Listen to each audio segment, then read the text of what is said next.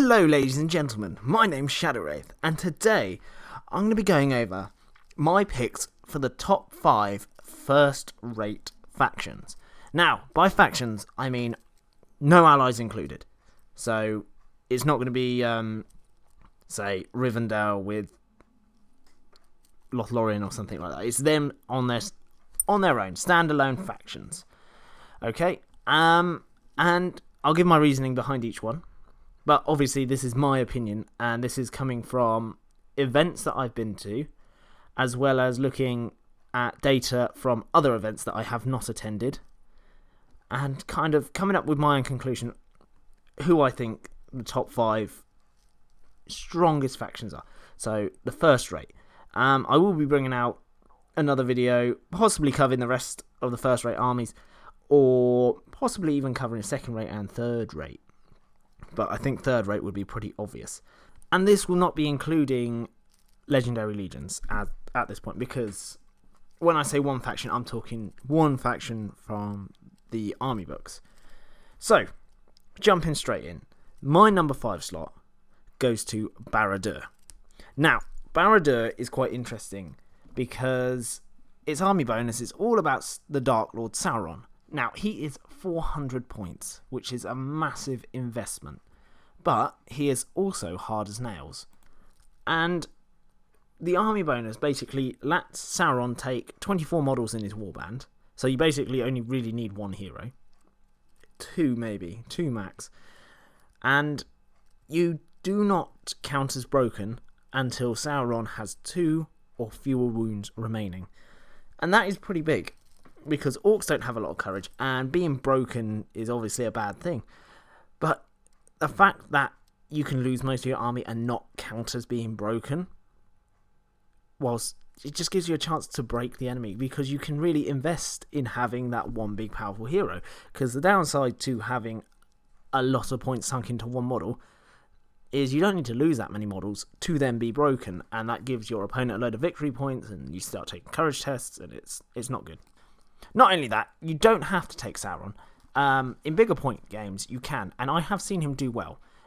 He's obviously very strong for 400 points. He's super tanky, and he just kills everything. It's absolutely brilliant. He is brilliant, and he should be. But alongside him, you can bring the Witch King of Angmar, and you can bring ring raids. Now, ring raids are obviously really useful for dealing with other heroes if you don't bring a massive killy hero like Sauron, because they've got all their fancy spells like Transfix, Black Dart, Sap Will. They're the main ones I use. Drain Courage is quite good as well, or it can be. But it's the fact that you can take a ring wraith as low as 55 points. And that gives them no might, 7 will, and no fate. But still, that is really cheap. Really, really cheap. You know, they've got some really powerful spells, and they've got the Harbinger of Evil special rule. They're just, yeah, they're pretty crazy. The fact that you can have them that cheap. And then you've got quite a good variety of troops to bring. Like regular orcs, Warg Riders, you've got Orc Trackers. I mean, they're only 5 points. And then you've got Morgul Knights for your real hard-hitting unit, like cavalry, shock cavalry kind of thing. Charging in, doing the +1 to wound at fight 4. They're pretty solid as well. There's defense 6. And then you've got the Black Numenorians on foot, which are also pretty good, because they both cause terror. And for 9 points for the Black Numenorian, that's not too bad at all. To have a defense 6 warrior at fight 4, he's only strength 3, but he's courage 4 as well, is really handy. And I've seen people use a mix of orcs and Black Numenorians together to really good effect. Either having Black Numenorians in the front line supported by orc spears, or you can have an elite flank with the higher fight. It's just, you can do all sorts of shenanigans with them. Not only that, you've got options to have one of the scariest heroes in my opinion, and that is the Mordor Troll Chieftain. 140 points to have a fight 7 monster at strength 7, defense 8, 3 attacks. He's only got 2 might, 1 will, 1 fate, but he's got heroic strike at fight 7. He's going to scare a hell of a lot of heroes. the only time I've nearly lost Strider in an event when I used my Legendary Legion Army of the Dead was against a Mordor Troll Chieftain who struck higher than Aragorn and then absolutely brutalized him. He managed to make all his fate rolls and only just managed to survive. He was very lucky. But yeah, you've got a lot of variety. You can bring trolls, you've got siege weapon options, you've even got Shelob if you want to bring Shelob. And I mean, not many people like Shelob that much, but I love Shelob. She's got monstrous charge, she's got venom. If you knock people prone, you've got the +1 attack doubled because they're prone, so 4 attacks at strength 7, re-rolling to wound.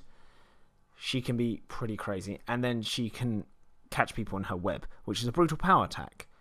So basically what happens is you do a strength 7 hit, and if the hit is not saved in any way, fate or anything like that, and the model survives, they are paralyzed. So it's quite cool, and it's quite lore friendly because she's got a big juicy stabber that she stabs Frodo with.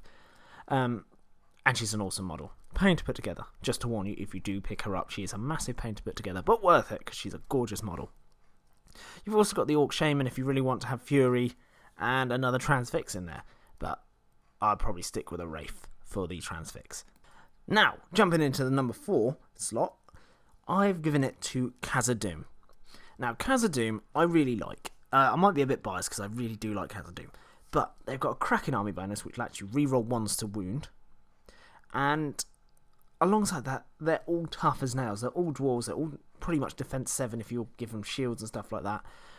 They're fight 4. They've got great...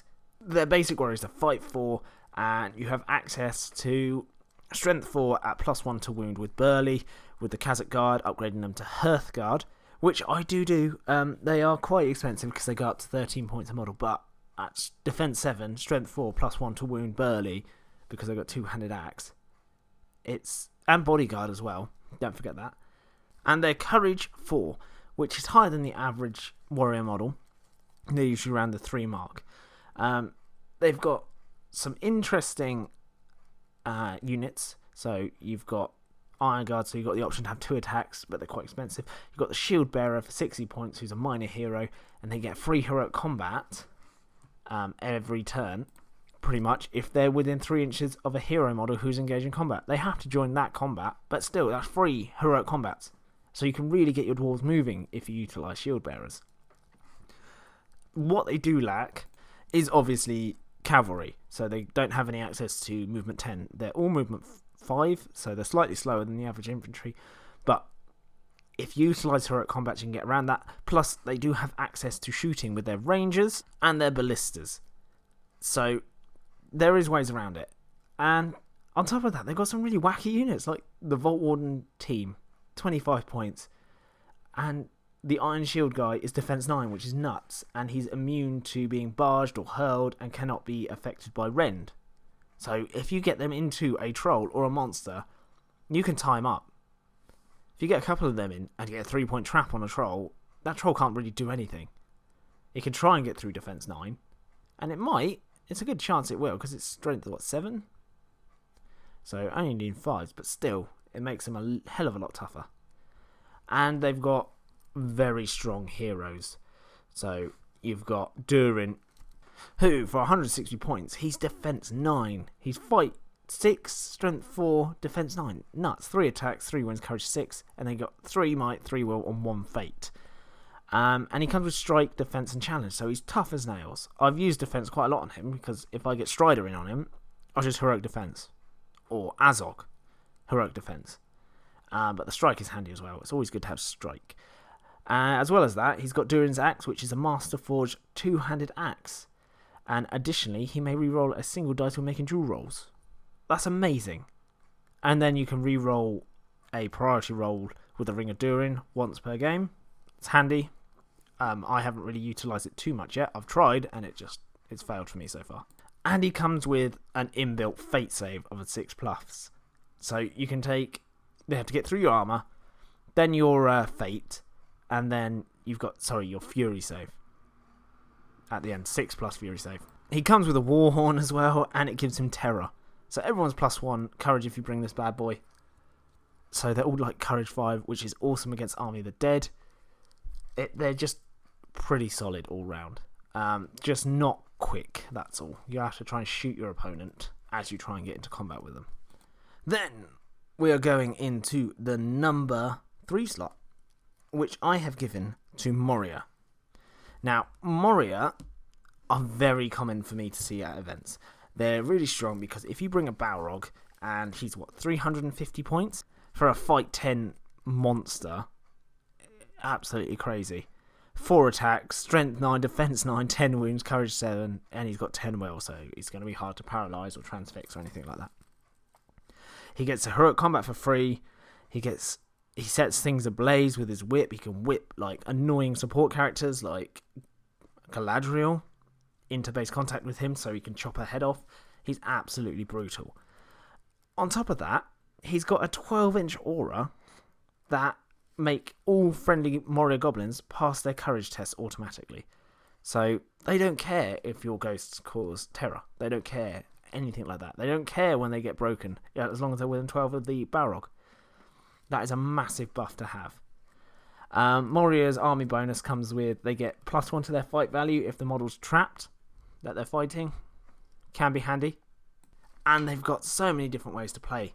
The most competitive way I've seen it played is pretty much you bring the drum, not the Black Shield one, the other one, just the standard Moria Goblin drum, because basically it's got a 18-inch aura that basically gives you a banner reroll, but it doesn't count as a banner reroll. It's just reroll a single d6 for their dual roll, but it doesn't stack with banners, unfortunately. On top of that, it causes all goblins to have +1 to the courage value and all enemy models to have -1 to the courage value. It's pretty amazing. Pretty amazing. So you got the Balrog, you got the Goblin Drum, and then literally you can spam whatever you want. You can go for the Horde of Goblins, but I know a lot of people like bringing Prowlers, maybe 1 or 2 in the Warbands, for the Backstabber special rule, which is amazing, +1 to wound if the enemy's trapped, and then you'll +1 fight value as well. And they're fight 3 anyway, so they'll be fight 4. Nuts. And they come with 2-handed axe and throwing daggers, so you'll be +2 to wound. Crazy. And then on top of that, people bring bat swarms. I'd suggest bringing 2, just in case one gets gunned down or killed, but 35 points to half an enemy model that is engaged in combat with a bat swarm down, half their fight value down, rounding down, is, yeah, it's amazing. Because you can literally go up to Gil-galad and do it, and there's nothing you can do about it. You can strike against your Balrog, you can do whatever you want, it's just not going to happen for him. He's going to be outfighted. And it's good for other heroes who have like fight 5 as well, because your Goblin Prowler will outfight them then. Or be on par with fight 6 models. The downside to Moria though is they're super duper squishy. And yeah, they're not the best, but in a horde they're really hard to deal with. But I do love them, and they're used really well at events I've been to. So there's no real, the only flaw I can find is they're a bit squishy and they've got low fight value. That's it. Anyway, moving on, we have got the number 2 slot, and this goes out to Angmar. Now, a lot of people might expect Angmar to be on the list. They are quite good and they're quite competitive, and the reason for that, summed up quickly, is the ring rates you have available to you completely mess with your enemy's heroes. So they'll either increase the cost of heroic actions by 1 point of might, or they will just not let warrior models join in at all on heroic actions, so like heroic moves. So you can get Boromir calling a heroic move, and you can use the Tainted and just say no. You can come Boromir, but that's it. No one else is going to move. And then you can completely trap Boromir if he decides to be foolish enough to think he can take everything on his own. You've got solid other heroes. So you've got the Troll Chieftain, Barad-dûr, I want to say, 111 points, 3 might model. You know, he's a troll, fight 6, strength 6, with heroic strike. And basically, when he slays an enemy hero or monster model in a combat, all friendly Angmar orc models and troll models within 6 of him count as being in range of a banner. So it might pop up, it might not. All your orcs will cause terror if they're near a spirit model. So any of the Raves, Shades, Barrow Whites, anything like that. Talking of Shades, I mean, I think they're a bit of a must-take in Angmar. A 6-inch aura of -1 dual roll is absolutely disgusting. It makes it pretty crazy because your orcs can, like, technically outfight, fight 6 elves. Just because, not outfight them, but if your goblin rolls a 6, they auto win. It's pretty crazy. Absolutely crazy. And then if they are in range of a hero, sure, the hero can might it up, but it costs them a might. And it's just draining the enemy's might just to do basic things like roll a 6 in a dual roll. And it stacks with like 2-handed weapons as well. So, yeah. You've got Barrow Rights who can paralyze people, and you've got Dead Marsh Spectres who can control the enemy's models and move them about for you. There's a lot of shenanigans you can have. So, yeah, that's Angmar summing up. They mess about with your opponent. And, yeah, coming from the data that I've been looking at, which is from different sources, different events, I've just been looking at the top 5 places and seeing which lists come up in there, which armies.